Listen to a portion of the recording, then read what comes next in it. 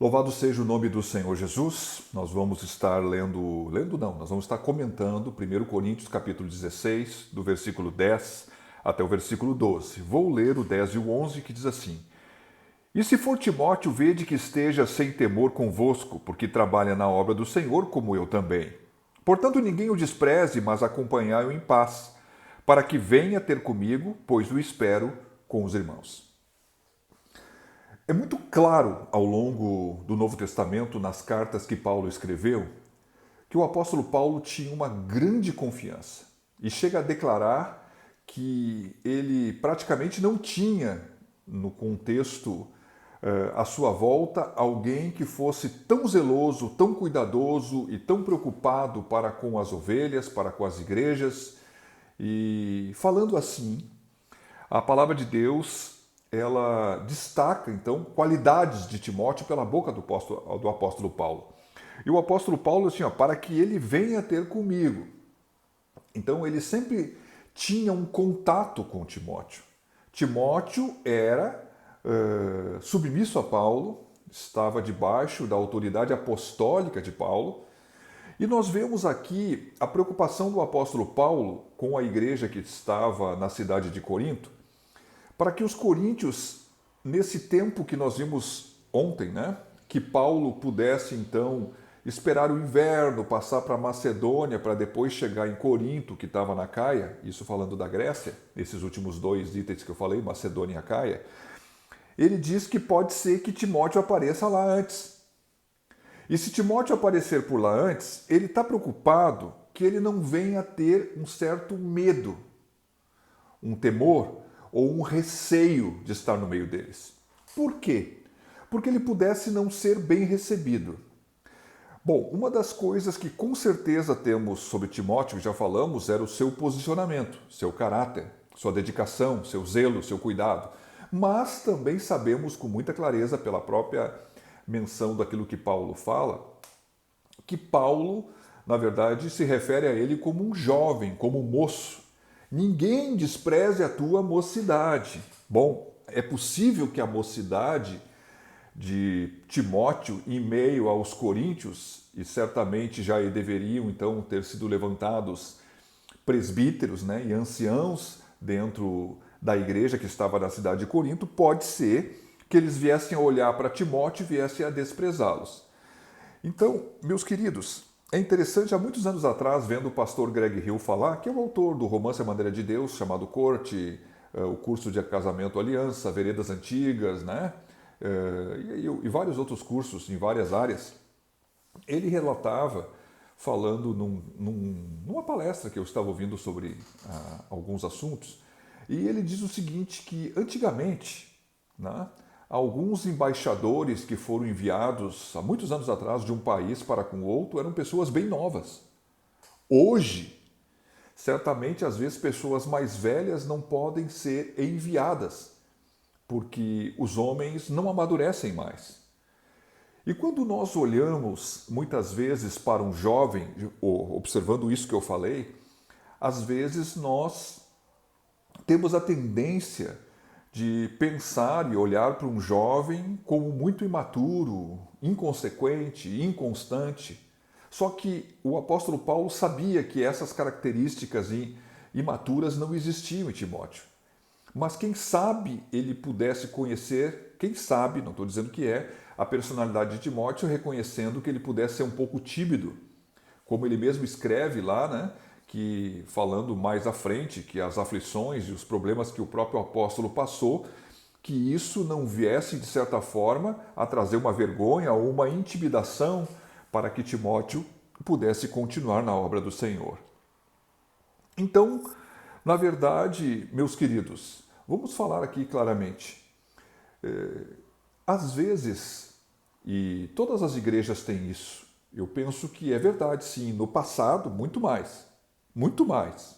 Hoje, né, você que está me ouvindo aqui na Família da Fé, você que está me acompanhando em outra igreja, né, que eu não sei o nome, tem na sua igreja jovens que despontam como uma referência com alguém que possa ser endossado pelo pastor presidente, pelos pastores ou pelo corpo da liderança? ou até mesmo que não seja endossado, se olha assim e se vê um posicionamento diferenciado, dedicado, zeloso, cuidadoso, comprometido com a obra de Deus, eu vou dizer que cada vez tem menos. Mas assim como houve um engano no profeta Elias que pensou que não tinha mais ninguém e todo mundo tinha desaparecido, Deus disse que tinha reservado 7.000.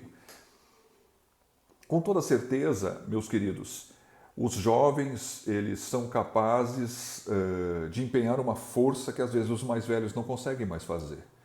Isso é até um motivo de oração, que surjam novos jovens com esse coração dedicado, compromissado com Deus, assim como podemos ouvir aqui o testemunho de Timóteo, ainda que, quem sabe, na juventude, alguns até possam questionar, mas que o fato concreto daquilo que se vive possa calar a boca de todos aqueles que questionam. Continuando aqui, e acerca do irmão Apolo, roguei-lhe muito que fosse com os irmãos ter convosco, mas na verdade não teve vontade de ir agora. Irá, porém, quando se lhe ofereça boa ocasião. Lá no início dessa carta, nós vemos que alguns diziam que eram de Paulo, outros de Apolo, outros de Cefas, que é Pedro, e outros de Jesus. Então observe que, pela eloquência de Apolo, da maneira como ele falava e ensinava coisas corretas, e Paulo também confiava nele, no sentido de esperando que ele fosse lá, então nós podemos observar que certamente o Apolo tinha para com os coríntios uma turma que está recebendo essa carta que o tinha em alta estima. E a verdade é que, embora existiam essas divisões no coração de alguns que já foram exortados desde o capítulo 1, o apóstolo Paulo não tem aqui problema de citar Apolo, vendo que era importante a ida dele lá de novo, para que ele pudesse estar edificando eles, visto que ele mesmo está dizendo, como já falei no outro vídeo e repeti desse, que ele estava em Éfeso, uma porta grande se abriu, tinha muitos adversários, ele tinha que ficar ali, mas ele ia ficar ali até o Pentecostes, para depois passar lá por toda a Macedônia, só para depois chegar lá para estar com os coríntios. Então Paulo também não iria lá depressa. E aqui há uma outra coisa importante, né? E acerca do irmão Apolo, roguei-lhe muito. Opa! Lá em cima, falando para as igrejas da Galácia, o apóstolo Paulo diz assim: eu ordenei, assim como estou ordenando para vocês, coríntios, que não se façam coletas quando eu for, é para fazer antes, no primeiro dia da semana, que é domingo. Então, observe que é interessante que o Apolo não estava sujeito a Paulo. A autoridade apostólica de Paulo não estava colocada como aquele que mandou ir. Ele não ordenou nada aqui, ele só rogou. E além de ter rogado, não foi ouvido. Aí podemos dizer assim, Apolo era carnal, então. Bom, meus queridos, eu penso que tanto Paulo como Apolo eram pessoas, eram ministros que Deus tinha levantado com o intuito de edificar a igreja. E cada um tinha a sua linha e a sua posição no sentido da maneira de pregar, na maneira de ensinar, na maneira de agir, no sentido, né, de ter o seu ministério e seguindo a sua consciência para com as direções de Deus.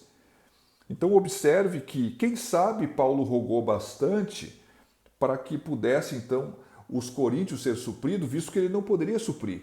Mas a própria comunhão de Apolo com o Senhor dava a ele uma liberdade. Eu penso que isso aqui pode ser muito comparado, quem sabe hoje, não aquilo que está dentro de uma linha de autoridade, mas um pastor em relação a outra igreja que tem lá a sua liberdade, né? Tem lá as suas coisas que deseja fazer. Eu posso falar isso porque eu já conversei com pastores, assim, assuntos, uma coisa ou outra que foi conversado e a gente dá uma opinião, né?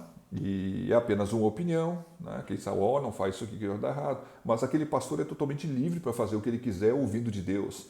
Então, observe que é importante vermos que, embora as pessoas faziam diferença entre Paulo e Apolo, e Cefas e Cristo, né, que é errado, Paulo e Apolo, eles se respeitavam E, na verdade, Paulo considerava importante a visita de Apolo e, além de considerar importante essa visita, ainda ele roga para que ele vá, de maneira que o trabalho que os dois fizeram, né, um semeia e o outro trabalha em cima daquilo que foi semeado, na verdade, pudesse produzir edificação para os coríntios. Eu estou fazendo devagar, né? Então está aqui uma expressividade daquilo que estamos vendo. Que Deus te abençoe. Se tem alguma consideração, algum questionamento, você tem a liberdade de fazer, colocando algum comentário logo abaixo. Que Deus te abençoe e fica na paz do Senhor.